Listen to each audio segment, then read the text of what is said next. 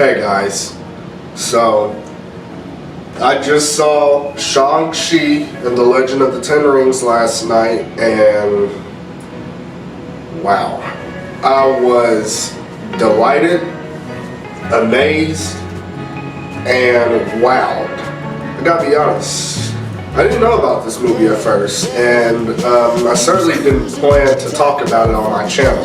But I said if I was amazed, I'd cover it. I didn't know anything about the character or anything that had to do with Shang-Chi.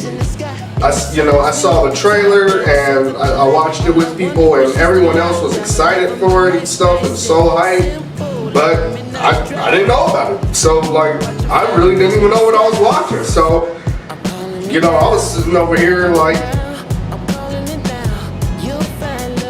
I really went into this completely unbiased and left all. Marvel did it again. First of all, representation. A current mainstream film in 2021 with an all-Asian cast exploring ancient Chinese culture, giving us English and Asian dialogue. It's the same thing they did with Black Panther, and I loved it. And the story. The story was so heartfelt and unique in a lot of ways. I love the father-son conflict between Shang and the Mandarin. And the MCU is full of not-so-great dads. I think we know that by now. But I can't hate this dude. The Mandarin, he was awesome. He was evil, he was bad, but he also had a lot of conviction in him and a lot of redemption.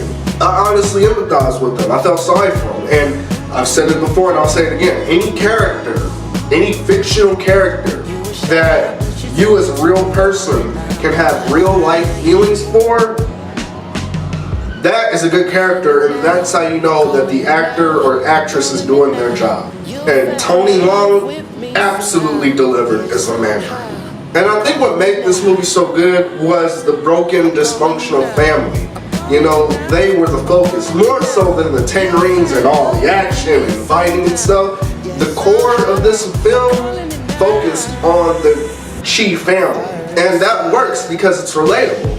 A lot of sons out there can relate to not getting along with their dad, having conflict with their dad, butting heads with their dad. And a lot of daughters out there can, especially, growing up in a predominantly male household, they can relate to kind of being the outcast. Their father's paying more attention to their son. They're kind of just pushed to the side, so they got to fend for themselves and stuff like that. A lot of girls can relate to that. And a lot of families in this world can relate to another dysfunctional family, another broken family. I've said it before, the best kind of movies or TV shows are family type shows or movies. And the story was easy to follow. That's probably the best thing about this, is that it had a great heartfelt story that was easy to follow. You almost forget that you're watching a Marvel movie when you see this, honestly. If you had just come into this, if you didn't see the Marvel credits and you just came into this maybe in the middle of the movie or something, you probably would not even realize that this is a Marvel superhero film. Some of the hallmarks are still there. We get current MCU references here and there. We see some characters, we saw Leung in it, Bruce Banner, Carol Danvers was in it. So they're little, MCU Easter eggs sprinkled throughout the film. Abomination made an appearance. Some people with Extremis from Iron Man 3 was in this. There's little Easter eggs sprinkled here and there, but the film isn't bogged down by Marvel. This movie could honestly work on its own without MCU in the title. Now, I am glad that it is an MCU movie, because that means in the future at some point we'll see this dude working with the Avengers. But this movie, it was so good it could stand on its own without the Marvel tie-in to it. And like I said, great story though, it's easy to follow. So, for someone like me that knows absolutely nothing about this character, that grew up on DC, that was a relief, because I was a little bit worried that I was gonna have to, study up on who this guy was, so I wouldn't be completely blind going into this. But You don't need to know anything about Shang-Chi, comic book related. You can go into this and it's an easy enough story to follow. It's a likable story, a heartfelt story. It's fantastic. You know, whether you like superhero movies or not, I'd recommend this to anyone. You know, it's a kung fu fighting movie, so if you like those kind of movies, you should see it. It's a family movie. If you like those kind of movies, you should see it. It's a superhero movie. If you like those kind of movies, you should see it. And it's a good movie. If you like those kind of movies, you should see it. Phase 4 of the MCU is really started off with a bang. With the TV shows and now the movies, it's crazy and it's great.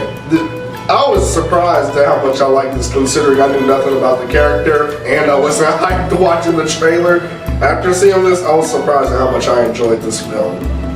And I'll be making a video sometime this week, a deep dive into all the Easter eggs and references I noticed in the movie. I think I'm going to start doing that because as I watched this in the theater, I noticed a lot, and I kind of want to talk about those too. But guys, if you like this video, please give me a thumbs up.